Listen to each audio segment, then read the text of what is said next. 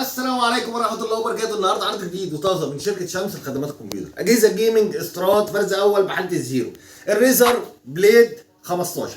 الريزر بليد 15 أجهزة استيراد فرز أول بحالة الزيرو يا جماعة، زي ما أنتم شايفين أجهزة جيمنج استيراد فرز أول. المواصفات بتاعتها: الكور اي 7 الجيل الثامن، ال 8 750 اتش برامات 16 جيجا، دي رام 4، هارد 512 اس اس دي، كارت الفيجا بتاعه العملاق الجي تي اكس ال 10 70 بيبقى 8 جيجا وبيعلى مع الرامات زي ما انتم عارفين. طبعا كيبورد ار جي بي 15 و6، الشاشه اي بي اس طبعا 144 هرتز. اجهزه استيراد فرز اول بحاله الزيرو زي ما انتم شايفين. وسعر الجهاز عرض حصري من شركه شمس لخدمات الكمبيوتر 38000 ونص لفتره محدوده. العرض الثاني معانا الريزر 9.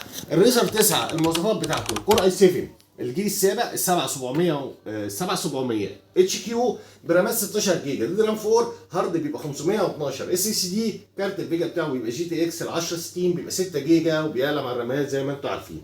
شاشه 14 بوصه طبعا، برضو كيبورد ار جي بي. اجهزه استيراد فرز اول بحاله الزيرو زي ما انتم شايفين، وعرض حصري من شركه شمس لخدمات الكمبيوتر 30000 جنيه لفتره محدوده.